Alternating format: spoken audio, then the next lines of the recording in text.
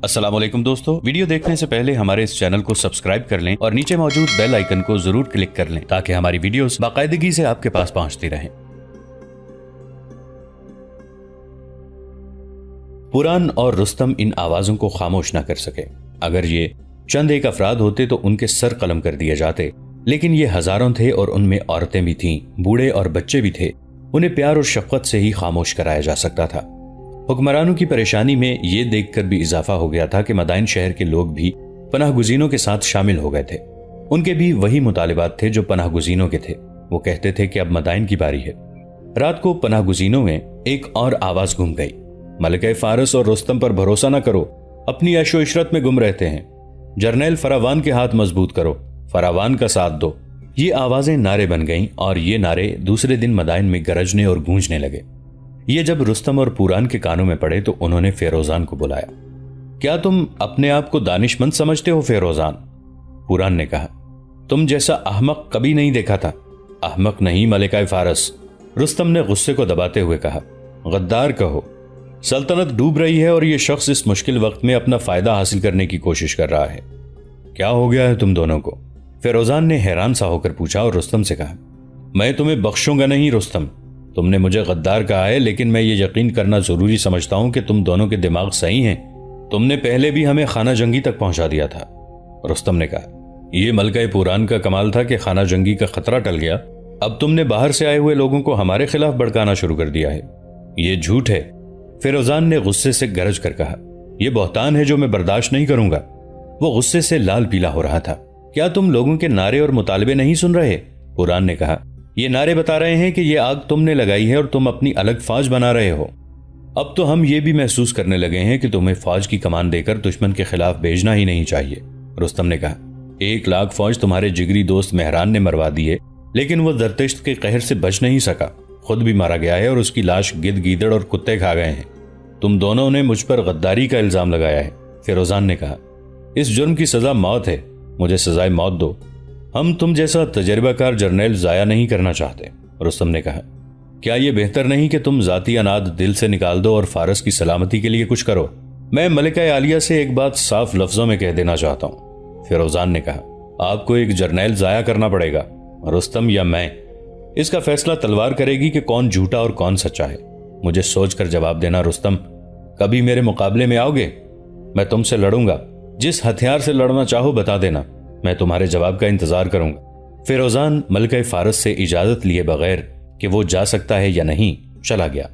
उसने शाही आदाब की परवाह की ही नहीं।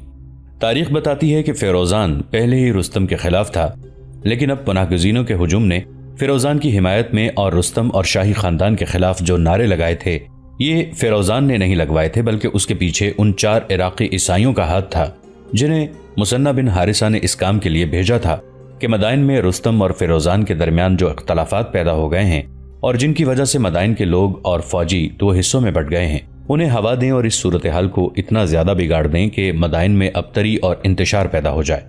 दूसरी बस्तियों से भागे हुए लोग जो मदाइन पहुंच रहे थे इस काम की कामयाबी का बेहतरीन जरिया थे। मुसन्ना बिन हारिसा और अशर बिन ओसामा ने इन 4 ईसाइयों को बड़ी अच्छी तरह समझा दिया था कि वो मदाइन जाकर उन पनाहगुज़ीनों में शामिल हो जाएं और उन्हें किसी तरह भड़काएं।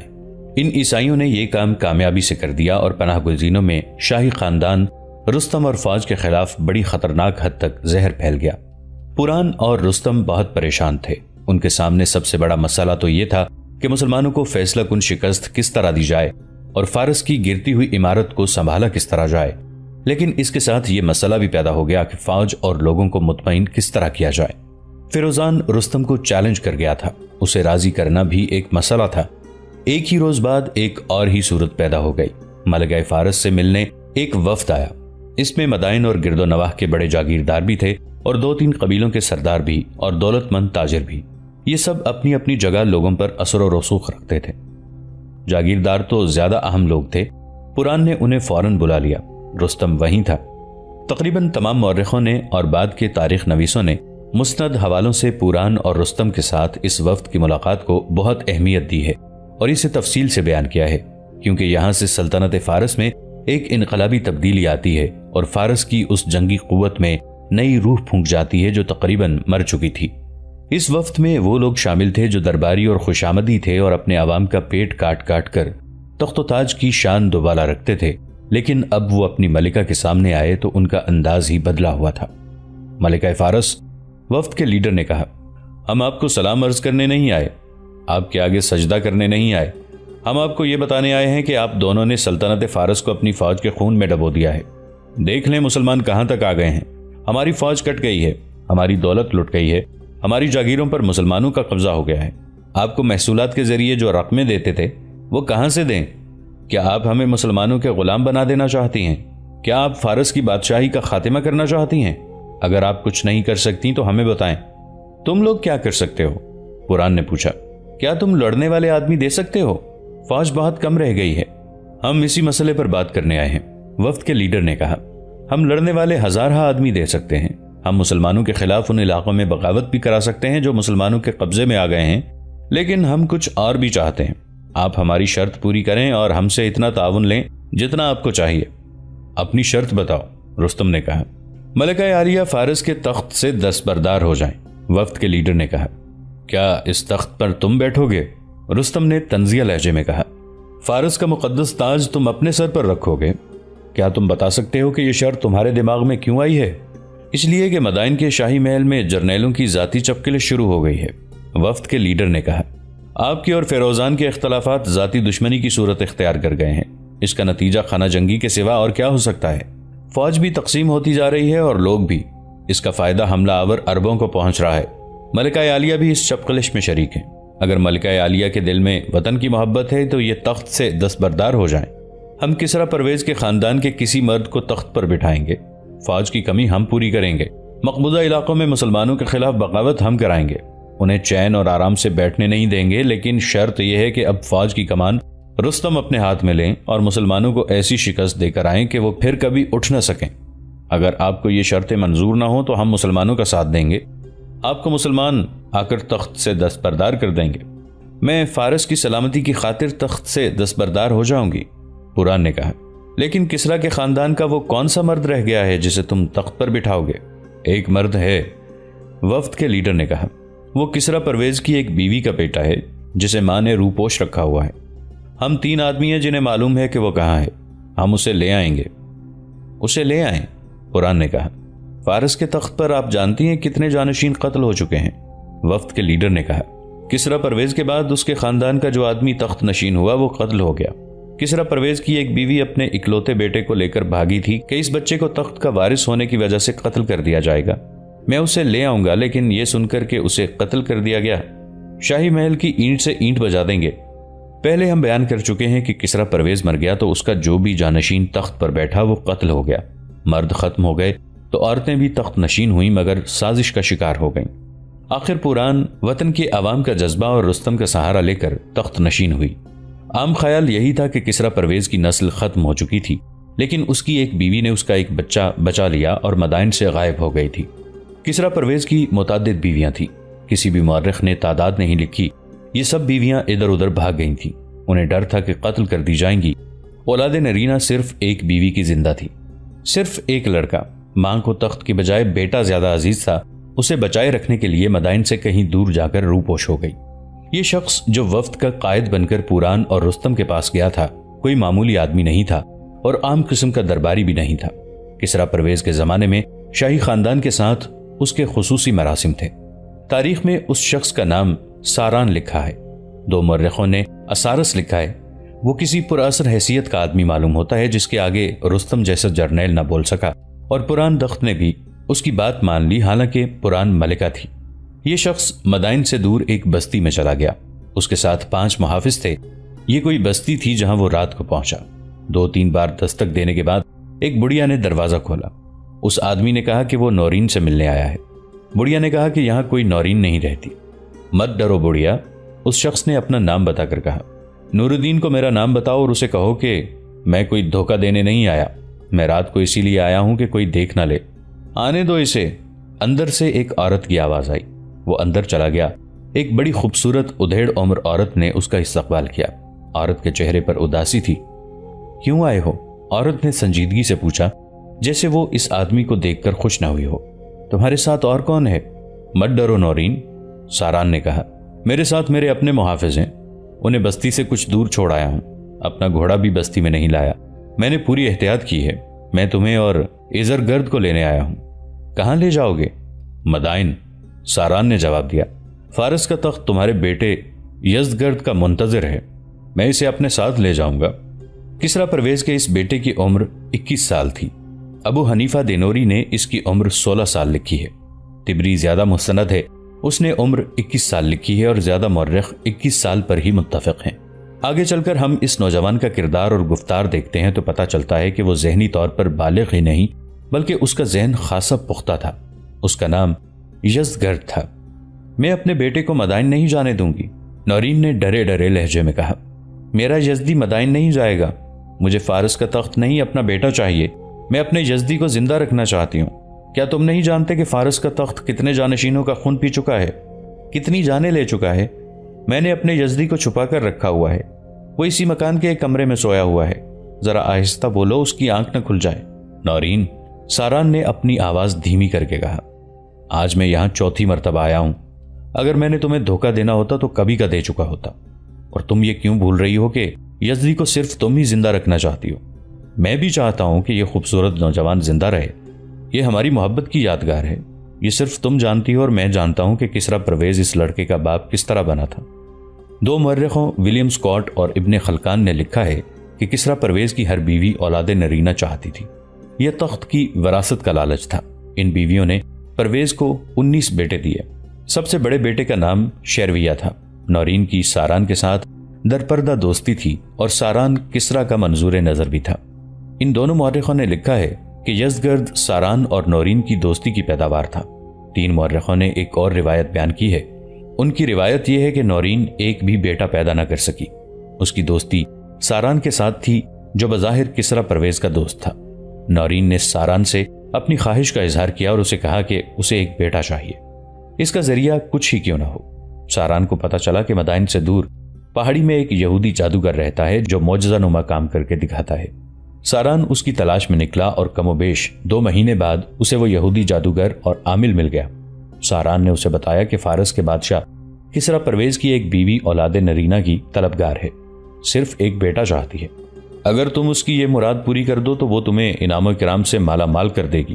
ساران نے اسے کہا۔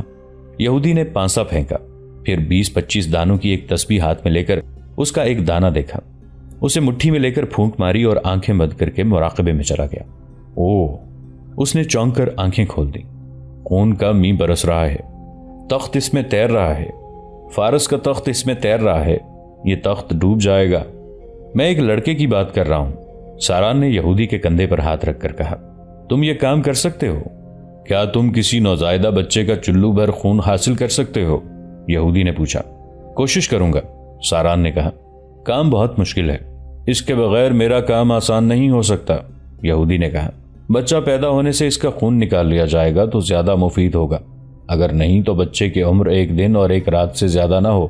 ایک سورج نکلنے کے بعد دوسرا سورج نکل آیا تو خون بیکار ہوگا۔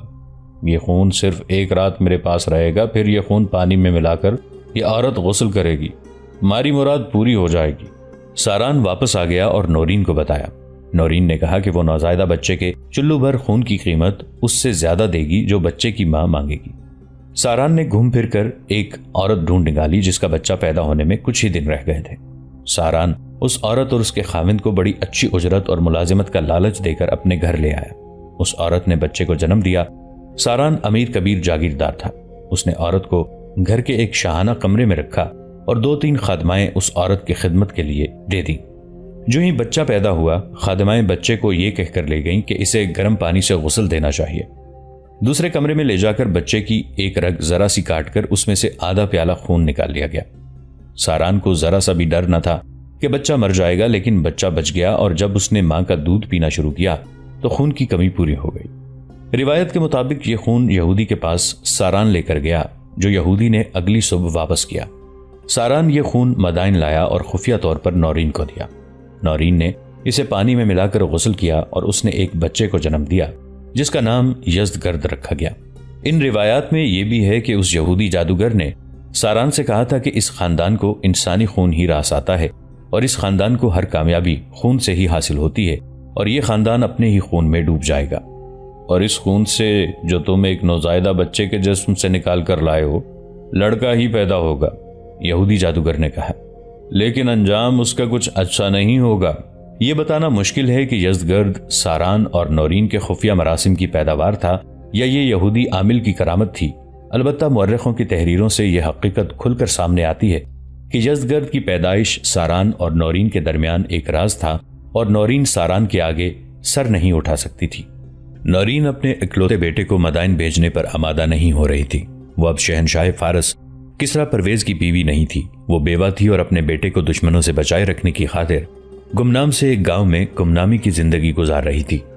مرغی کی طرح اس نے اپنے بیٹے کو اپنے پروں کے نیچے چھپا کر رکھا ہوا تھا۔ ساران نے اسے بتایا کہ سلطنت فارس کی بنیادیں ہل گئی ہیں اور یہ عمارت جو کبھی عالیشان تھی کھنڈر بنتی جا رہی ہے۔ ساران نے بتایا کہ مسلمان آدھے فارس پر قابض ہو گئے ہیں، انہوں نے فارس کی آدھی سے زیادہ فوج مار ڈالی ہے اور بہت سی ہمیشہ کے لیے بیکار کر دی ہے۔ اس نے یہ بھی بتایا کہ پوران اور رستم فارس کی گرتی ہوئی عمارت کو سنبھالا دینے کے لیے خود چاہتے ہیں کہ کسریٰ کا کوئی بیٹا آ جائے اور تخت نشین ہو۔ بڑی ہی مشکل سے ساران نے نورین کو منوایا۔ نورین ساران کو شاید ٹال ہی دیتی، لیکن ہوا یوں کہ یزدگرد کی آنکھ کھل گئی تھی اور وہ بھی اپنی ماں کے پاس آ بیٹھا۔ ماں نے اسے بتا رکھا تھا کہ وہ شہزادہ ہے۔ اس نے مدائن کے حالات سنے تو وہ تڑپ اٹھا۔ میں اپنے باپ کی سلطنت کو تباہ نہیں ہونے دوں گا، یزدگرد نے کہا۔ اگر میں قتل ہو جاؤں تو کیا؟ تم قتل نہیں ہوگے، ساران نے کہا۔ رستم دھوکہ دے گا تو فیروزان موجود ہے، فوجی بھی اور شہری بھی پوران اور رستم کے خلاف ہو گئے ہیں۔ مذہبی پیشوا بھی کہتے ہیں کہ فارس کی تباہی کا باعث یہی ہے کہ تخت پر ایک عورت آ بیٹھی ہے۔ دوسری صبح ساران نورین اور یزدگرد کو ساتھ لے کر مدائن چلا گیا۔ مدائن پہنچتے ہی یزدگرد کی تاج پوشی کی رسم سادگی سے ادا ہوئی اور اعلان کر دیا گیا کہ اب سلطنت فارس کا بادشاہ یزدگرد ہے۔ نورین کے دل پر اپنے بیٹے کے قتل کا جو خوف طاری تھا وہ پوران اور رستم نے اپنے رویے سے اتار دیا۔ پوران نے یزدگرد کو گلے لگا کر پیار کیا، رستم نے بھی عملی طور پر ایسے ہی جذبات کا اظہار کیا۔ فیروزان نے تو سب سے زیادہ خوشی کا اظہار کیا۔ فوج کے تمام افسروں نے یزدگرد کے سامنے آ کر خود جھک کر اور اپنی تلوار کو جھکا کر اطاعت اور وفاداری کا اظہار کیا۔ پھر شہر اور گرد و نواح کے رؤسا اور امراء آئے اور یزدگرد کے حضور رکوع و سجود کے ذریعے یقین دلایا کہ وہ کسریٰ کی آنے والی نسلوں کے بھی غلام رہیں گے۔ لوگوں نے بھی خوشی کا اظہار کیا کہ کسریٰ کا دور لوٹ آیا ہے۔ رسم تاج پوشی کے بعد پہلا کام یہ کیا گیا کہ تمام جرنیلوں، رؤسا اور امراء وغیرہ کی کانفرنس منعقد ہوئی، جس میں رستم کو کمانڈر ان چیف مقرر کر کے فیصلہ کیا گیا کہ فوری طور پر اس سے زیادہ فوج تیار کی جائے جتنی مسلمانوں کے حملے سے پہلے فارس کی ہوا کرتی تھی، اور مسلمانوں کو ایسا ختم کیا جائے کہ ان میں سے کوئی ایک بھی زندہ واپس نہ جا سکے۔ پھر مدینہ پہنچ کر مسلمانوں کو تہہ تیگ کیا جائے اور اسلام کو نیست و نابود کر دیا جائے۔ اس کانفرنس میں پوران بھی شامل تھی۔ جرنیلوں کے درمیان جو اختلافات تھے وہ ختم ہو گئے۔ اس کے علاوہ ایک پلان یہ بھی تیار کیا گیا کہ جو شہر اور قصبے مسلمانوں کے قبضے میں آ گئے ہیں ان کے لوگوں کو مسلمانوں کی اطاعت سے بغاوت پر اکسایا جائے۔ مسلمانوں کے پاس اتنی فوج نہیں کہ وہ ہر جگہ اتنی فوج رکھ سکیں کہ لوگوں کو سر نہ اٹھانے دیں۔ رستم نے کہا، ہر جگہ انتہائی تھوڑے مسلمان ہیں جو نظم و نسق اور انتظامی امور چلا رہے ہیں، انہیں آسانی سے قتل کیا جا سکتا ہے۔ لوگ مسلمانوں کو جزیہ دینے سے انکار کر دیں، ہمارے مذہب کا کوئی شخص مسلمان ہو جائے تو اسے خفیہ طریقے سے قتل کرا دیا جائے تاکہ لوگ عبرت حاصل کر سکیں۔ یہ کام تو وہی لوگ کر سکتے ہیں جو مقبوضہ علاقوں سے بھاگ کر مدائن میں آ گئے ہیں، قرآن نے کہا۔ انہیں اس مہم کے لیے تیار کر کے واپس ان کی بستیوں میں بھیج دیا جائے، ان میں مسلمانوں کے خلاف انتقامی جذبہ پیدا کیا جائے۔ میں نے ان لوگوں میں گھوم پھر کر دیکھا ہے، ان کی عورتیں ان کے ساتھ ہیں جن میں بعض جوان اور خوبصورت ہیں، ان میں مجھے بعض خاصی عقل مند جذبے والی نظر آئی ہیں۔ میں انہیں تیار کر کے بھیجوں گی کہ مسلمانوں کے سالاروں تک پہنچیں، انہیں زہر دے کر ختم کریں یا انہیں ورغلا کر کہیں تنہائی میں لے جائیں اور وہاں سے ہمارے سپاہی انہیں پکڑ کر مدائن لے آئیں۔